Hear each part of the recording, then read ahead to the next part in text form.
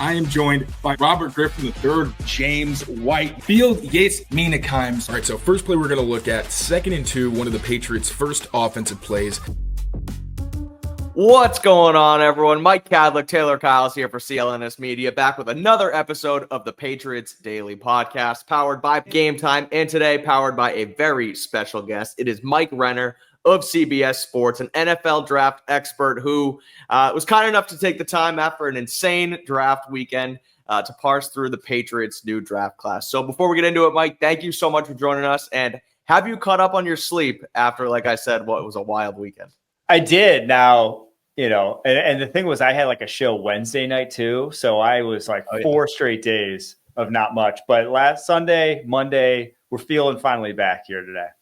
Good. Awesome. And usually we like to ask our guests about shows they're watching. I don't know if you've had the chance to watch anything at all other than film, but if you have, feel free to let the people know, put us on. No, I have not. Like the past month it's been football has been the show. Perfect. Respect. Okay. Easy enough. That's that's kind of the, as we preface that question with our guests, it's been like, I know that you're probably, half-baked in all the film and everything and haven't watched the show, but I respect the grind, all football. And on that note, before we dive into the class specifically, just want to get your thoughts on the first, call it 4 or 5 months or so now of the Mike Vrabel era. Can obviously mix in the draft class as well, but how do you think the Patriots have sort of set themselves up, for success after such a rocky last couple seasons? I mean, it's been one of the biggest talent acquisition off seasons I can remember. And obviously, like, you came in with the most the most cap space in modern NFL history, came in with so much draft capital. That was like always going to happen. But there's not many moves where I like saw where I'm like, that's probably too much. They probably overpaid, or I don't see that being, worth it. All their moves, and like they all kind of fit a theme too, and obviously like fit a culture change. It seems like there's going to be a different Patriots team this upcoming year, and just a different energy that they play with that, it won't look anything like the past 2 seasons. Like this team should be in every way, shape, or form different. And that's obviously a welcome sight for Patriots fans. So I've been impressed. Truthfully, and it's extended through this draft too, like not just free agency. I think this draft did a great job of balancing like high character, high football IQ, high locker room guys with actual talent on the football field. Sometimes, like the Raiders, when John Gruden took over, they wanted to do like a similar thing of like, we want to play XYZ football. And then they reached on all these guys, right? I don't think that's the case whatsoever for the Patriots. So big fan of this offseason for them. No Cleveland Farrells in this draft class. Exactly. Right. And is there anything, like, obviously there's still a long way to go, but Mike Vrabel's got history. Josh McDaniels obviously back in Foxboro, but he's got some history as well. There's a reason that he left and, was out of football for a year. Are there any things that you still want to see from this regime, or things that, are going to be some checkpoints they're going to have to hit moving forward for this feeling to continue? I do think the biggest thing is just weapons now, like at receiver. I'm looking at their receiving core, and, as much as I like some of their young names, they could all fall flat. Like they didn't actually invest in a guy who is going to be good still. And that's like Stephon Diggs. They wanted to be like that. There was kind of a beggars can't be choosers at wide receiver and free agency. There just were none. But that was a lot of money for a guy coming off an ACL who already was on a downside of his career. Like they've hit wide receiver, but it's all been after round 1.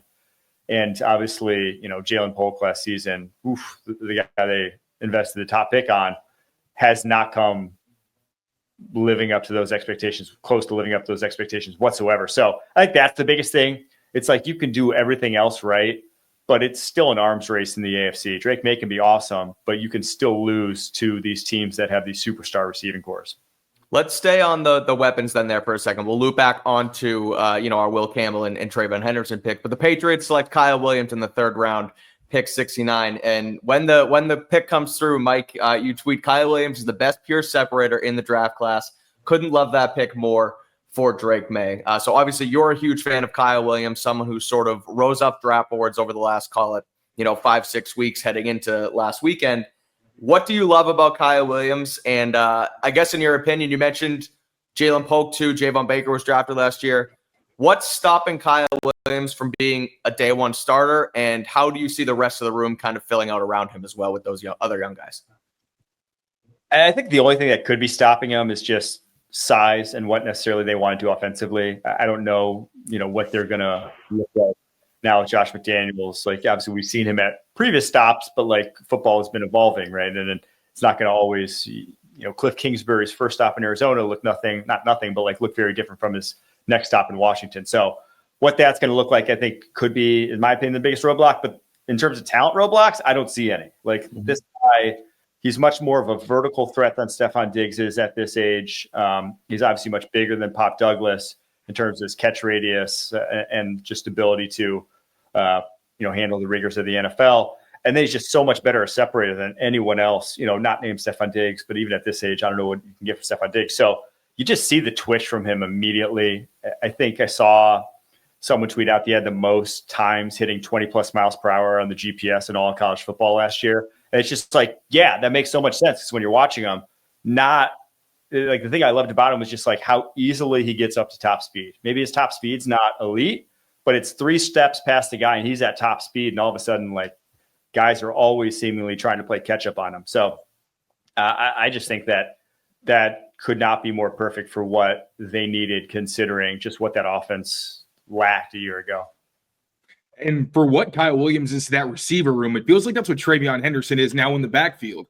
Because I don't think anybody was questioning that Ramondre Stevenson and Antonio Gibson was a talented 1-2 punch, but they had the ball security issues. Ramondre Stevenson, good outlet receiver, but he is limited in the passing game. And then Antonio Gibson, just a little funkiness as a runner. Every once in a while, you're just like, I don't really know why you did that, but you're big, physical, and fast, so it works.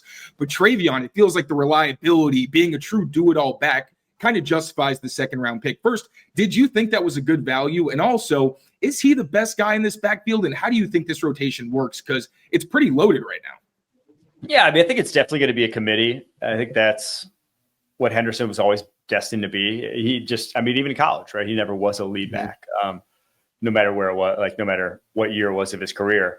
But it's a committee that's like, that's the perfect guy you want if Ramondre Stevenson's your other part of the committee, right? If you have the short yardage guy, if you have the goal line guy, well, then Travion Henderson, he can do everything else. Because that is the one where I have about his game is, traditional duo runs, inside zone. If he really has to stick his nose into a defensive tackle and churn out 3 yards, that's where you saw his size start to show up. That's like, oh, he is only just shade over 200 pounds.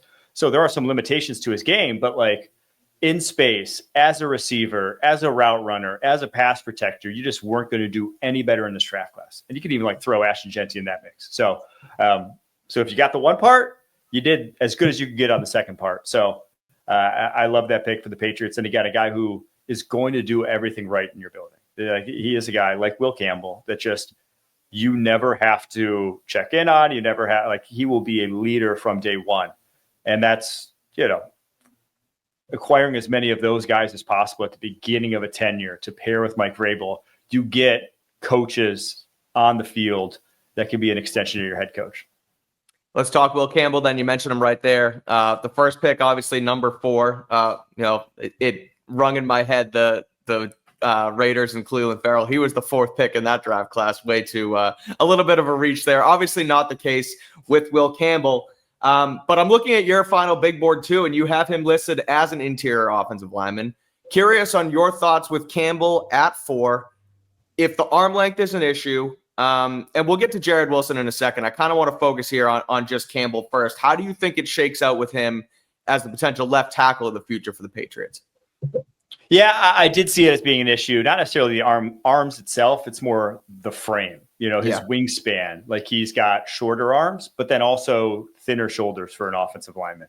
And so the guys with his frame, with that sort of combination, the almost 99% of them have ended up at center over the course of NFL history. It's just like to play guard, to play tackle, it is difficult when you don't have a larger sphere of influence. So his wingspan, I believe, would be 1 inch shorter than the shortest wingspan playing tackle in the NFL right now. So that's just like, we call it a game of inches. And it kind of is, but like that just means when you're mirroring a defensive end and like mirroring NFL caliber speed, you have to be an inch better with your footwork every single time than the guy to just get on the same page as like a Brian O'Neill, who was the guy who was the second shortest. But then there's guys who have, 7 foot, 7'4", like Kelvin Banks is 7 foot. There's guys even bigger than that in the NFL. And it's like they have, a full foot or almost a full foot of difference that they don't have to make up with their footwork. And now Will Campbell, unbelievable athlete, but it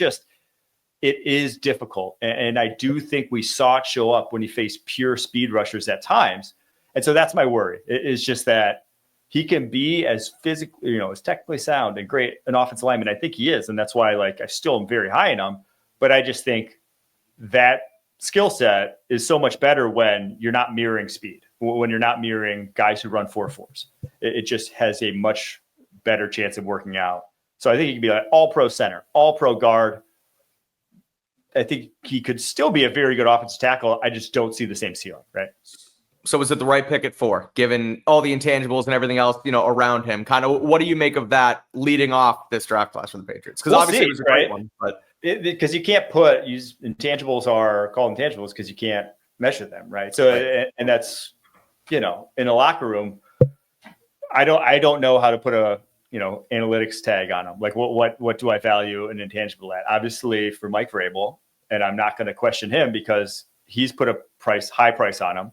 And it's led to a lot of wins on an NFL football field. So if you were looking for that in this draft class, you found the correct one. So again, I can't say for certain, but I know I would have taken him, if you need a left tackle, I would not have drafted Armand Membu there. I'd worry about the fact that he's never played left tackle in his entire life. So the only other guy was Kelvin Banks. And I didn't think Kelvin Banks was good enough for like a 4th overall pick selection. I just didn't see any of these offensive tackles. So I think they made that decision that hey, I don't know if any of these guys are like a Joe Alt or, Penei Sewell. They're just not. So why don't we take the guy who fits in our locker room the best? Patriots Daily is powered by Game Time, the best place to get tickets to the NBA playoffs, which is exactly what I did last week to get into Celtics versus Magic at TD Garden, and the Game Time app made that experience that much easier. They make getting tickets faster, easier, even for these hard-to-get playoff seats, but the prices on the Game Time app actually go down the closer you get to tip-off. So it's the best way to score last-minute deals to get to your favorite team's games. Those last-minute deals can save you up to 60% off when you buy last-minute for sports, concerts, comedy, theater, and so much more. The app also has zone deals, which saves you even more when choosing a section and lets Game Time choose the seats for you. They have all-in pricing, a feature that shows you exactly what you're going to have to pay without any surprise fees at checkout. And they also have panoramic seat views right in the app so you can see exactly what you're going to see when you get to the game. So make sure to take the guesswork out of buying tickets with Game Time. Download the Game Time app, create an account, and use code CLNS for $20 off your first purchase. Terms apply. Again, create an account and redeem code CLNS for $20 off. Download the Game Time app today. Last minute tickets, lowest price, guaranteed. It seems like the best version of this Patriots offense is going to be one that can be run first, where you don't need Will Campbell on an island constantly having to defend these wide rushers and things like that. What does he bring in that part of his game? Because we talk about the pass protection, but I feel like the run blocking is something that gets overlooked. And when I was watching his tape, it was my favorite part of the experience because how physical he is.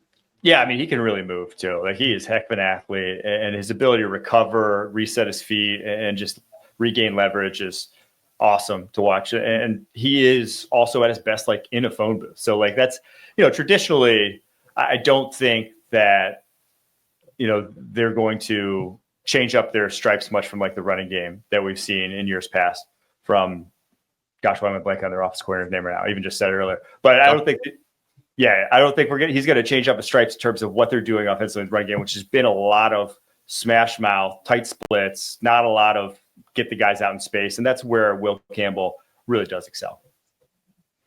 On the rest of the offensive line, the Patriots select Jared Wilson out of Georgia in the fourth round. They're the third round. They traded up, or no, they traded back twice. Excuse me. It was a confusing weekend. It's crazy. I'm still mush brained, but the way they did it, the way they were able to trade back 20 spots from 77 to 95 and still get arguably one of the top centers in the class, it was my favorite selection. But I want to get your thoughts on him as a player, what you saw from him at Georgia in his final season. Oh, I think he was the top guy who actually played center because he I think he was the first one to come off the board who actually was a center in college last year. Even if other guys could have played center, like we just talked, Will Campbell, Gray Zabel, those guys can't play center, but he's the only guy who played center last year. Honestly, I loved this guy. I could not believe he lasted that long, given how the NFL values traits, because his traits are off the charts for the center position. Massive hands, great get off. You see him fluid in space, his ability to locate. It's like he has a lot to work with. He just hasn't played a ton of football. And I think he needs to get a little bit stronger, but he goes to a spot where he doesn't have to start right away. You got Garrett Bradbury there. Obviously maybe you want him to start over Garrett Bradbury. I'm not going to push back on that if you say that, but I think he needs some seasoning. I think he needs a little bit more strength on his frame and almost give him this redshirt year to just acclimate to the NFL game. And then year 2, year 3, or 4, I think you have your starting center. And he could even have, high end potential at that position, given what I saw on tape. So yeah, I love that pick. And again, given how few centers there were in this draft class, I couldn't believe he fell all the way to where he did. Obviously depends on the development of the Patriots guard prospects, because you got Layden Robinson, you got Cole Strange, City So, a lot of guys you could throw at the wall and see what sticks. But Jared Wilson told us that he actually was a guard coming into Georgia and then actually transitioned to center. So if you're putting your best 5 out there, you're thinking Garrett Bradbury at least starts out as the top center. Could you see Jared Wilson maybe being the left guard on this offensive line? And how do you feel about that maybe being part of the rotation? I mean, I thought Cole Strange or Layden Robinson, I thought one of them is going to take a next step, right? So I doubt he wins that left guard job. I just would be surprised, given what I've seen from those two other careers. But Cole Strange at this point, fortunately, given the injuries, I'm not sure he's the one to do it. But Layden Robinson, I was pretty impressed with a year ago. Same. Awesome. Actually, I mean, I don't know how much you remember because the Patriots film last year wasn't that memorable, but what did you think of Layden Robinson? Because I thought once he went to left guard, got a couple starts under his belt, he really started to look comfortable, and it felt like he just didn't look as lost as he did earlier in the season at times. He's so explosive for a guard. It's almost like striking on the tape. When you flip it on, you're like, oh, man, he really gets off. And now he gets a little out of control at times, and that's been his MO ever since Texas A&M. But I think that, given the scheme you're going to, and again, Daniel's known for a little tighter splits, a little bit more duo. I think it's going to play to his strengths. So it wouldn't surprise me if he's it wouldn't surprise me if he's a starter at all. The splits are a great point that I didn't really even think about, because obviously last year, Alex Van Pelt, if you're going mostly outside zone, you're probably going to prioritize a little bit more space. And obviously that doesn't help when you got a bunch of guys who do not do well on an island. Yep. Patriots went all offense on days 1 and 2, and then come in day 3 and kind of hit pretty much everything, special teams, and obviously the defensive front as well. They draft Joshua Farmer out of Florida State and Braden Swinson, the edge rusher out of LSU. What do you make of those 2 picks along the defensive front 7? And what can Patriots fans expect from those guys? Can they be day one starters, or day one, I guess, contributors? Yeah, Farmer, I mean, he looks NFL ready. He could be a day 1 contributor because he is just so darn strong. I was surprised he fell to the 4th just because the body type, over almost 35-inch arms, just muscle throughout his frame. He's not particularly explosive. I don't think he's ever going to be a pass rusher, but I think that guy can be a plus run defender. And obviously with what they did, Milton Williams, Christian Barmore, you're giving up a lot in run defense with those 2 guys in the field at the same time. They are pass rush first sort of defensive tackles. So you needed that. And so I think he can make an impact doing that. Swinson's the one where I just love this guy's tape. I actually had him as top 40 player, which, call me crazy, but he had 60 pressures in the SEC. He wasn't going against slouches, and he just knows how to rush the passer. It's not as if he has no physical traits to speak of. He's obviously not Shamar Stewart or a lot of the guys that went round 1, but a lot better athlete than a lot of guys that went day 2. So I think the book was, or what I heard was that, has had some problems with coaching staffs over the course of his career at LSU, but I don't know. I think Mike Vrabel is going to get that guy on the field and going to get that guy in shape. And I think he's a darn good pass rusher. And obviously for a team that's probably defensively the biggest weakness on the Patriots right now is just edge rush talent. I think he has a quick path to see in the football field.